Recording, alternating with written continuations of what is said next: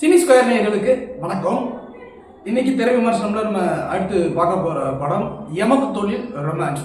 இந்த படத்துல அசோக் நடிச்சிருக்காரு. கல்யாணம் பண்ணதுக்கப்புறம் ரிலீஸ் ஆகிருக்க படம் நினைக்கிறேன். ஸோ அசோக் செல்வன் நடிச்சிருக்காரு.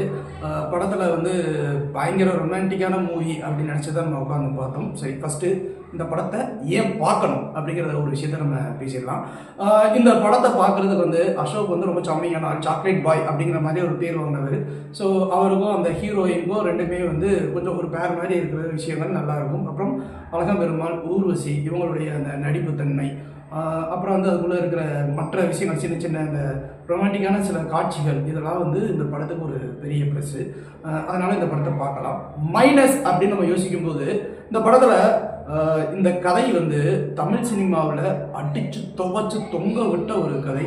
90களிலேயே நம்ம இதெல்லாம் பார்த்துட்டோம். ஸோ பார்த்த கதையை தான் திருப்பி எடுத்து வச்சுருக்காங்க. அது நல்லாவே அப்பட்டமாகவே தெரியுது.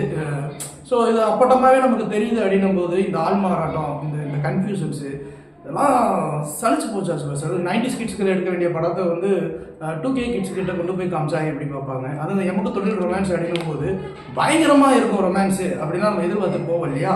அங்கே இங்கே எதுவுமே இருக்காது. திரைக்கதை எல்லாமே யூகிக்கக்கூடிய திரைக்கதைகள் இருக்கும்போது நம்மளால் அந்த திரைக்கதையை அப்சர்வ் பண்ணவும் முடியாது. அது ஒரு மிகப்பெரிய குறை. படங்கள் ஒரு பெரிய பலம் இல்லை. அப்புறம் ரொம்ப முக்கியமான ஒரு விஷயம், சினிமாவில் இந்த சினிமா அசிஸ்டன்ட் டைரக்டர் அப்படிங்கிற மாதிரியான விஷயங்கள் எல்லாமே இருக்குது அப்படின்னும் போது பெருசாகவே ஆடியன்ஸை கனெக்ட் ஆகாது. ஏன்னா அது கதைக்குள்ளான ஒரு விஷயம் அப்படிங்கிற மாதிரி தோணவே தோணாது.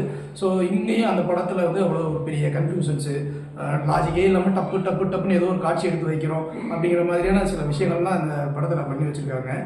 அதே மாதிரி சாங் சீக்வன்ஸும் பெருசாக ஈர்க்கவே இல்லை. வேறு என்னென்னா எல்லாமே கிளிஷேவான சிலருடைய நடிப்புகளும் அதில் இருக்குது.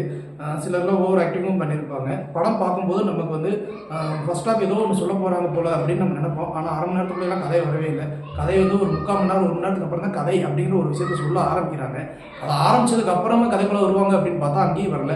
செகண்ட் ஹாஃப்ல எங்கேயாவது கொண்டு போய் ஏதாவது ஒன்று முடிப்பாங்கன்னு பார்த்தா எல்லாமே டப்புன்னு முடிஞ்சிருது. ஒரு மாதிரி சலிப்பை கொடுக்குது. ஒட்டுமொத்த சலிப்பும் அதே மாதிரி அந்த ஒரு பெரிய இன்ட்ரெஸ்டிங்கான ஃபேக்டர் எதுவுமே அதில் இல்லை அப்படிங்கிற அந்த ஒரு விஷயமும் அதில் இருக்குது. ஸோ அடித்து துவச்ச கதை, அதே மாதிரி சலிப்பு தட்டுற மாதிரியான திரைக்கதை, அழுத்தமில்லாத வசனங்கள், ஆரம்பத்தில் கொஞ்சோண்டு அந்த காமெடி காட்சிகளில் கொஞ்சம் சிரிப்பு வர மாதிரி இருக்கும். ஏன்னா நம்ம சமீபத்தில் கங்குவா படத்தினால சில விஷயங்களை பற்றி பேசியிருக்கோம். அதனால இது நமக்கு அந்த படம் பார்க்கும்போது கங்குவா படத்தோட கனெக்ட் ஆகிருக்குமோ அப்படிங்கிற ஒரு தாட் ப்ராசஸ் நமக்கு தோணலாம். ஏன்னா அந்த மாதிரியான சில காட்சிகள் இருக்குது. அது மட்டும் ரசிக்கிற மாதிரி இருக்குது. மற்றபடி இந்த படத்தோட இந்த அனலைஸ் பண்ணி பார்த்த வரைக்கும் பார்க்க வேண்டிய விஷயங்கள் அப்படிங்கிறது ரொம்ப ரொம்ப ரொம்ப குறைவாக இருக்குது. பார்க்கக்கூடாது அப்படிங்கிற விஷயங்கள் நிறையவே இருக்குது. அப்படிங்கிறதுனால இந்த படத்தை பார்க்கலாமா வேண்டாமா அப்படிங்கிறத நீங்களே முடிவு பண்ணிக்கோங்க. எங்களுடைய இந்த ரிவ்யூ உங்களுக்கு ரொம்ப பிடிச்சிருந்துச்சுன்னா லைக் பண்ணுங்கள், ஷேர் பண்ணுங்கள். எங்களுடைய கருத்துக்களில் ஏதாவது முரண்பாடுகள் இல்லைப்பா அப்படிலாம் நீ தப்பாக பேசிட்டுறாங்க அப்படின்னு தோணுச்சு அப்படின்னா கீழே கமெண்ட் பாக்ஸில்